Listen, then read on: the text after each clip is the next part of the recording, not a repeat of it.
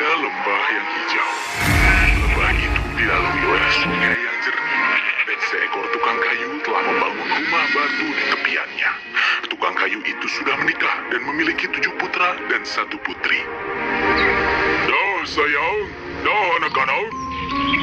Dia harus sering berjalan dari rumah ke tempat kerjanya, dan istrinya mengalami kesulitan untuk membesarkan anak-anaknya sendirian. Dewa yang agung, sungguh malang nasib ini. Sebenarnya, putri mereka tidak menyebabkan masalah karena dia baik, cantik, dan juga penolong.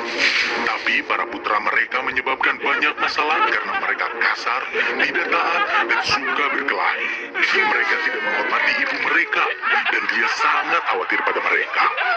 Anak-anak, waktunya tidur.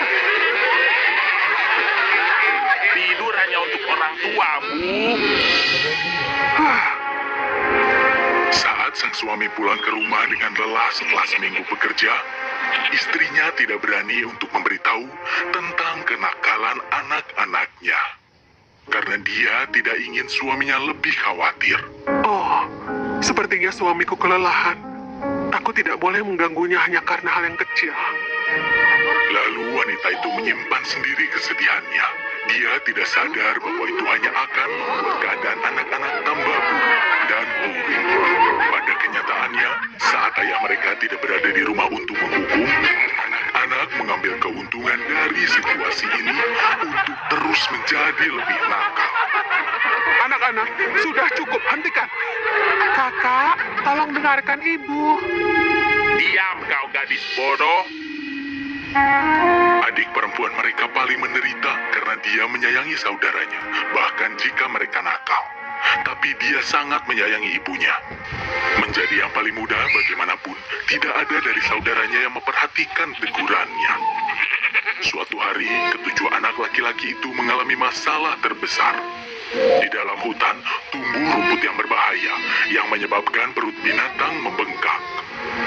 Sang tukang kayu selalu memberitahu ke anak-anaknya agar jangan sampai termakan oleh kambing mereka. Anak-anak yang nakal mengisi kantung dengan rumput dan lalu mencampurnya dengan makanan hewan. Aku tidak sabar melihat kambing itu membengkak. Dan mereka akan terus membengkak.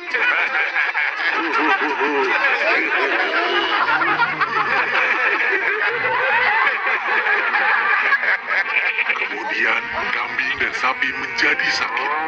Perut mereka membengkak dan gatal dan mereka tidak dapat berdiri. Ibu, lihat. Hewan-hewannya sakit. Apa yang terjadi pada mereka? Kita tidak akan ada susu lagi. Kita tidak akan bisa membuat keju lagi. Bagaimana kita akan bertahan hidup? Lihat betapa bodohnya hewan-hewan itu. Anak-anak itu tertawa. Mereka tidak sadar kejahatan yang telah mereka lakukan sampai ibunya di puncak keputusasaan berkata, Aku berharap kalian adalah gagak, bukannya anak-anakku. saat dia mengatakan itu, awan misterius menutupi matahari dan tiba-tiba menjadi sangat dingin.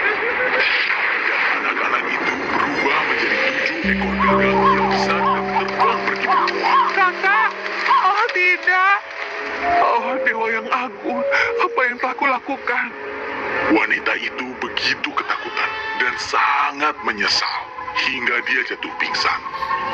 Ibu, apa yang harus kulakukan? Saat ayahnya kembali pulang setelah kerja seharian, dia mengetahui semuanya dan begitu marah. Walau demikian, dia berusaha untuk menghibur istrinya. Oh sayang, itu bukan salahmu. Anak-anak kita sangat nakal dan kau pasti kehilangan kendali. Tapi rumah itu dipenuhi kesedihan dan keputusasaan.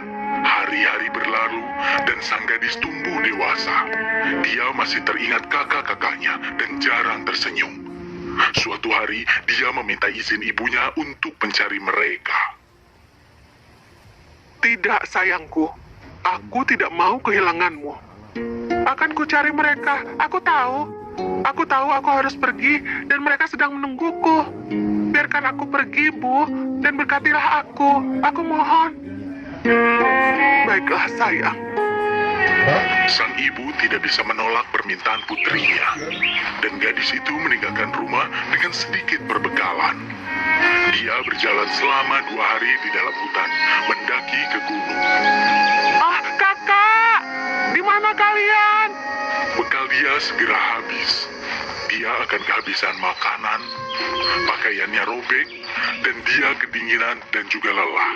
Hari ketiga, dini hari, dia melihat pondok kecil yang aneh di dalam kabut. Siapa yang tinggal di sini? Dia tertarik dengan rumah itu, walaupun rumah itu suram dan tidak enak dilihat. Saat dia berada di dalam rumah, dia melihat meja kecil dengan 7 mangkuk di atasnya dan jantungnya berdegup kencang. Mungkin dia menemukan apa yang dia cari. Mungkinkah mereka kakakku? Lalu kemudian dia melihat ada panci besar penuh gandum di atas api. Oh, makanan. Aku kelaparan. Gadis kecil itu sangat kelaparan. Lalu dia menuangkan sedikit makanan ke mangkuk dan makan dengan lahap. Lalu dia pergi ke atas dan melihat kamar tidur kecil dengan 7 kasur kecil. Masing-masing dengan warna selimut yang berbeda. Selimut dengan warna kesukaan mereka. Dengan air di matanya, dia menyadari bahwa dia telah menemukan mereka. Lelah karena perjalanan dan kericuhan, gadis itu berbaring di kasur dan tertidur. Aku harus menunggu mereka di sini. Kemudian, 7 gagak yang berkuak membuka pintu depan dan duduk di sekitar meja makan. Seseorang telah makan sup kita. Tapi siapa yang datang ke sini? Kita dikutuk di gunung ini untuk selamanya. Tidak ada yang akan mencari kita. Saat mereka selesai makan, gagak-gagak itu siap untuk tidur dan pergi ke atas dan melihat tiris kecil di salah satu kasur mereka. Tapi ini kan...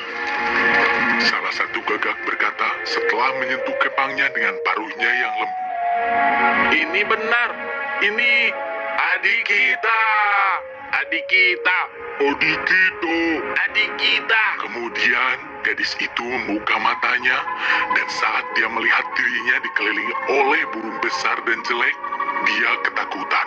Tapi walaupun paruhnya jelek, mereka berbicara dengan halus. Apa kau adik kami? Apa kau adik kami? Apa kau adik kami? Apa kau adik kami? Gadis itu bangun dan membuka lengannya. Oh, kakakku. Aku menemukan kalian. Aku temukan kalian. Akhirnya kita bersama lagi. Ketujuh gagak itu melihat dengan sedih. Apa kami tidak membuatmu takut? Gadis itu memeluk mereka satu persatu. Aku menyayangi kalian semua. Dan walaupun kalian telah berubah menjadi gagak, kalian tetap saja kakak-kakakku.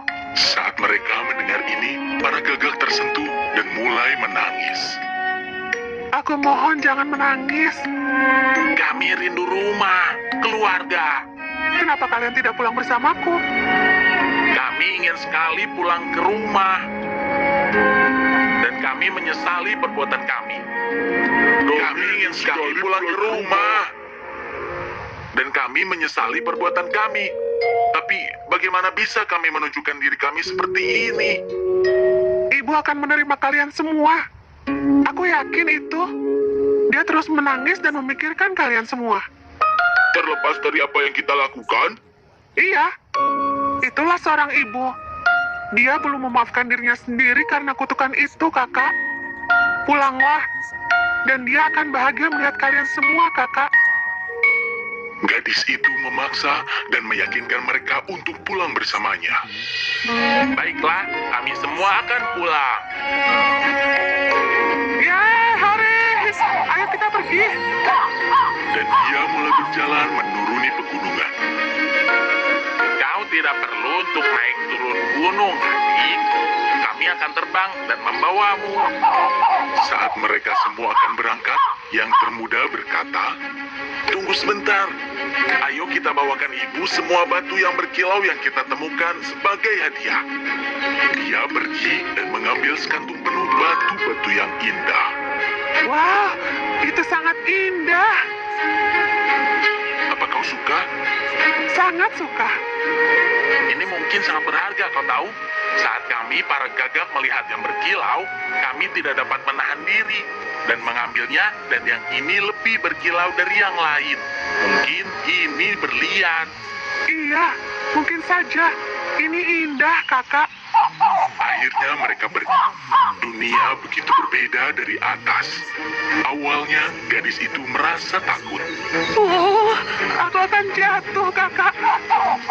Jangan khawatir, adik kecil, kami menjagamu. Jangan khawatir, adik kecil, kami menjagamu. Ketujuh gagak itu memegangnya dengan erat dan terbang dengan hati-hati. Kemudian mereka melihat lembah, sungai, dan rumah kecil di mana mereka dilahirkan. Halaman itu sepi. Dan ketika mendarat, gadis itu berkata, Kalian tunggu di sini ya. Aku akan pergi untuk memanggil ibu. Ayo kita kejutkan ibu.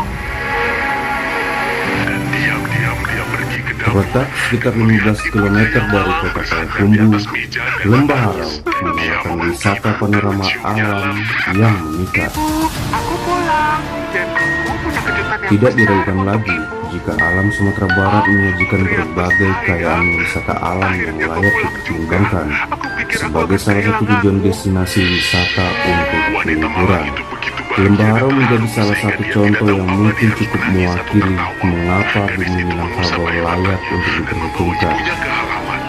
Di halaman dia bertemu dengan para gagak. Terletak sekitar 145 km dari pusat kota Padang atau sekitar 15 km dari kota Payakumbuh, Lembah Harau menawarkan wisata panorama alam yang memikat.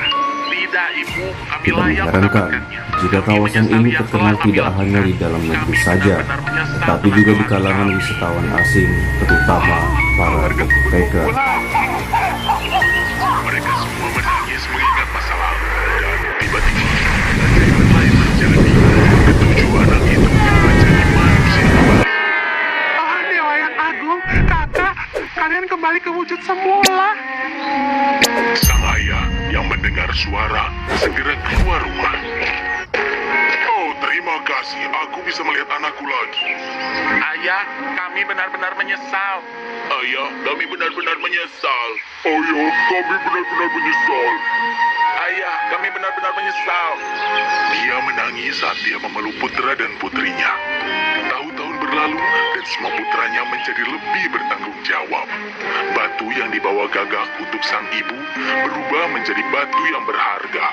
Dan harta itu membuat mereka menjalani kehidupan yang lebih baik.